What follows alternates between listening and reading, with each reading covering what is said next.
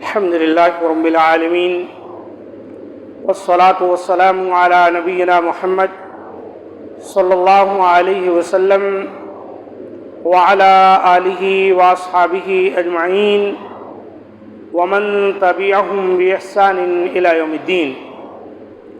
قال الله عز وجل: أعوذ بالله السميع العليم من الشيطان الرجيم من همزه ونفخه ونفثه. بسم الله الرحمن الرحيم. وما آتاكم الرسول فخذوه وما نهاكم عنه فانتهوا. معزز سامعین کرام،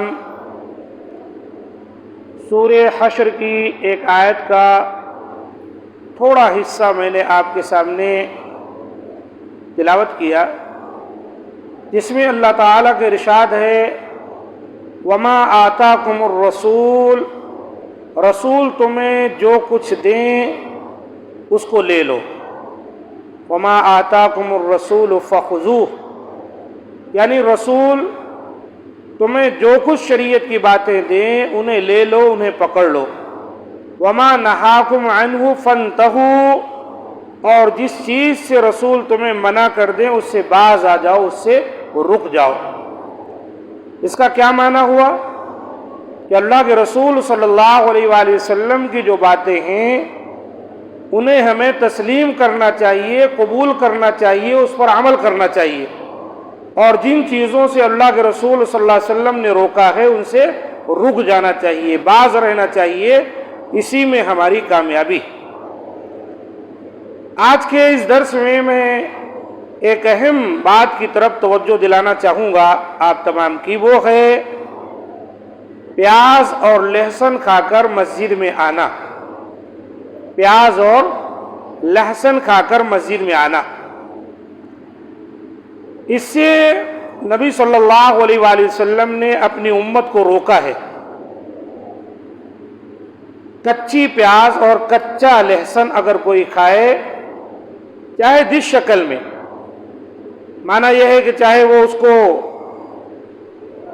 چٹنی بنا کر کھائے یا ایسے ہی اس کے ٹکڑے کھائے جیسے کھانے کے ساتھ کھایا جاتا ہے، تو آپ نے منع کیا. یہ حدیث صحیح بخاری میں اور صحیح مسلم میں آئی ہوئی ہے کہ نبی صلی اللہ علیہ وآلہ وسلم نے غزوہ خیبر کے وقت فرمایا تھا: من اکل من هذه الشجرہ، یعنی الثوم، جو شخص اس درخت یعنی لہسن سے کھاتا ہے، فلا یقربن مسجدنا، تو ایسا شخص ہماری مسجد میں ہرگز نہ آئے یا ہماری مسجد کے قریب نہ آئے. کچا لہسن کھا کر کوئی ہماری مسجد کے قریب نہ آئے. یہ بخاری شریف کی 853 نمبر کی حدیث ہے. اور اسی طریقے سے مسلم میں 564 نمبر پر اور بخاری میں 855 پر یہ حدیث ہے جابر بن عبداللہ رضی اللہ تعالیٰ عنہ سے کہ ان النبی صلی اللہ علیہ وسلم قال، کہ نبی صلی اللہ علیہ وآلہ وسلم نے فرمایا: من اکل ثوما او بصلا فلیعتزلنا، او قال فلیعتزل مسجدنا ولیقعد فی بیتہ.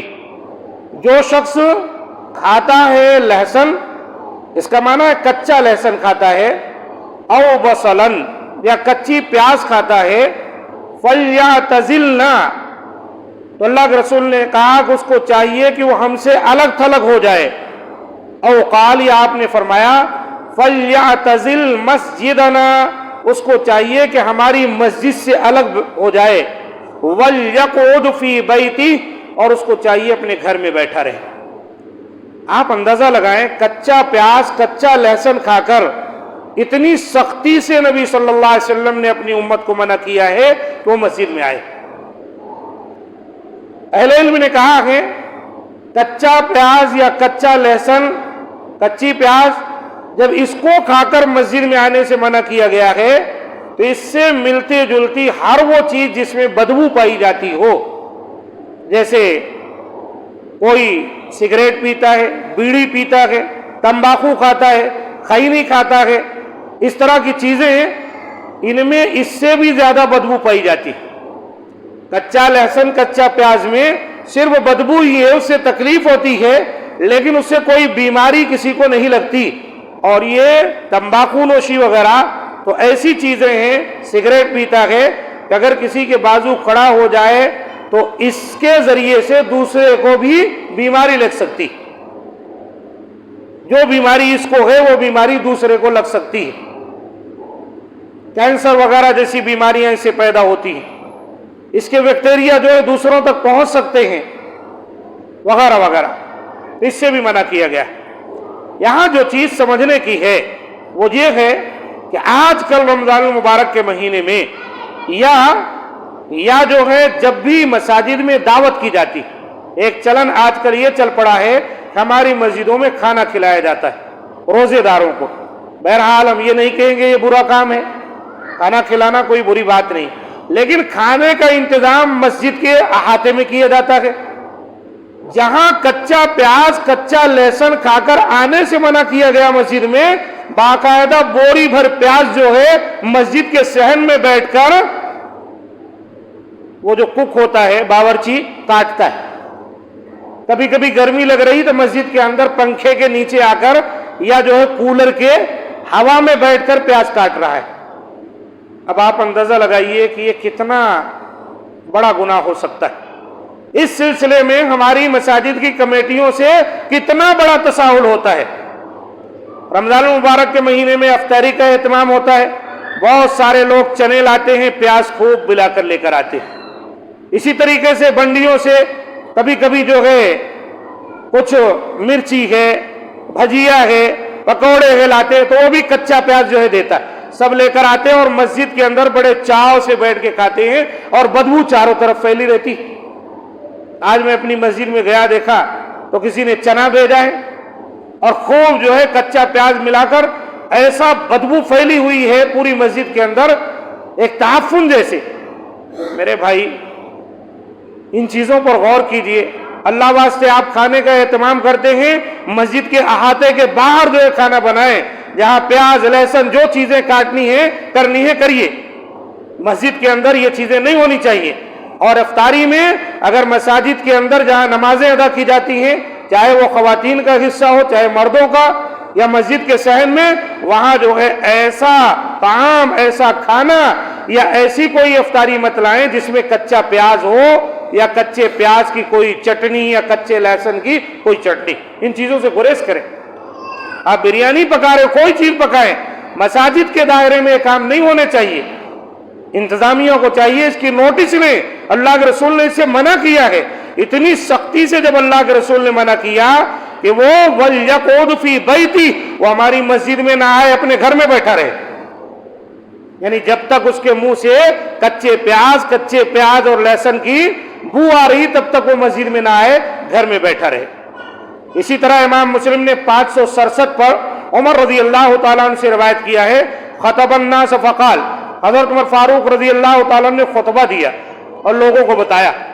دیکھو یہ اتنی اہمیت کی چیز ہے، عمر فاروق رضی اللہ تعالیٰ عنہ ممبر پر چڑھ کر خطبہ دے رہے ہیں اور کہہ رہے ہیں، ایھا الناس، اے لوگوں، تاکلون الشجرتین، تم کھاتے ہو دو درخت کو، یعنی دو درخت جو ہے پیاز اور لہسن، اس کو کھاتے ہو، لا اراہما الا خبیثتین، میں نہیں سمجھتا ہوں ان دونوں کو مگر یہ دونوں بدبودار ہیں۔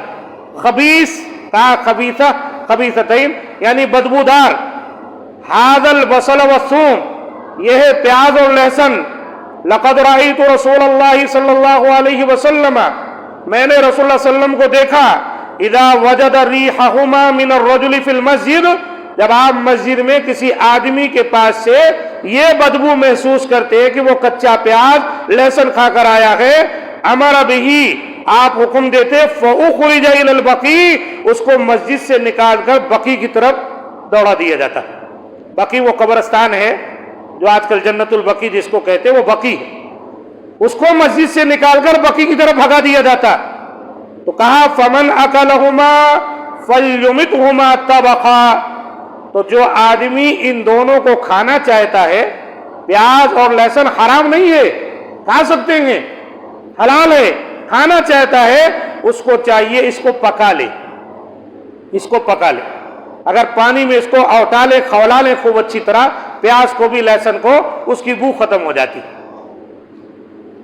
تو کھانا ہے تو پکا کر کھائیں، لیکن مسجد میں لا کر وہ کولر کے اے سی کے نیچے اس کے سامنے پنکھے میں باورچی صاحب جو بوری بھر لے کر فٹافٹ کٹنگ کر رہے ہیں، پورے مسجد میں بدبو پھیل رہی ہے، اس کی اجازت کیسے ہو سکتی؟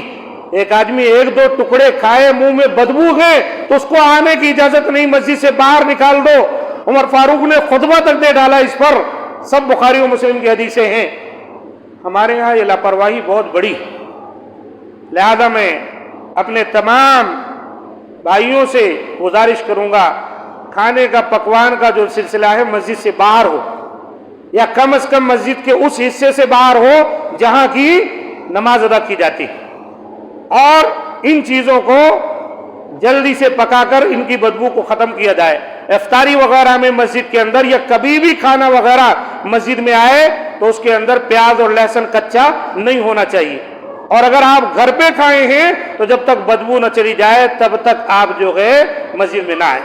ہاں، اہل علم نے یہ ضرور کہا ہے، کوئی اگر کچا پیاز کچا لہسن کھانے کا عادی ہے، بعض لوگوں کو اس کی ضرورت ہوتی ہے، کھاتے ہیں، تو ان کو چاہیے اس کو بدبو کو ختم کر لیں۔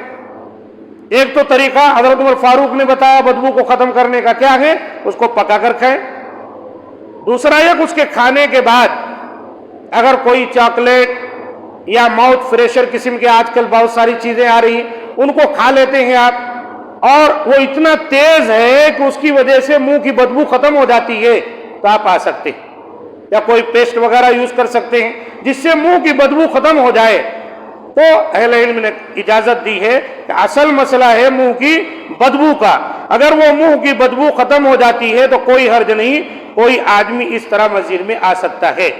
لیکن اگر منہ کی بدبو ختم نہیں ہوتی ہے تو ایسے آدمی کو چاہیے کہ وہ مسجد میں نہ آئے، گھر پہ نماز ادا کر لے۔ مسجد میں باجماعت نماز ادا کرنی ہے تو پھر اس کو پیاز اور لہسن کچا نہیں کھانا ہے، یہ خوب اچھی طرح سمجھے۔ تو دو مسئلے یہاں پر ثابت، نمبر ایک، ایسا کھا کر مسجد میں نہ آئے، نمبر دو، جو لوگ مساجد میں پکوان کرتے کراتے ہیں ان کو چاہیے مساجد کے دائرے میں جہاں نمازیں ادا کی جاتی ہیں، مسجد کا احاطہ جو ہے، یہاں پیاز اور لہسن جو ہے کاٹنے، مسالہ بنانے، یا یہاں پر افطاری بھیجنے لہسن اور پیاز کے کچے سامان کی، اس سے گریز کریں۔ اللہ تعالی ہم تمام کو ان باتوں کو سمجھ کر اس کے مطابق عمل کرنے کی توفیق دے۔ بہت سے لوگوں کو میں نے یہ کوتاہی کرتے ہوئے دیکھا، اس لیے مناسب سمجھا کہ اس کے ذریعے سے کچھ اصلاح کر دی جائے۔ ھذا ما عندی، سبحان ربک رب العزۃ عما یصفون، وسلام علی المرسلین، والحمد للہ رب العالمین۔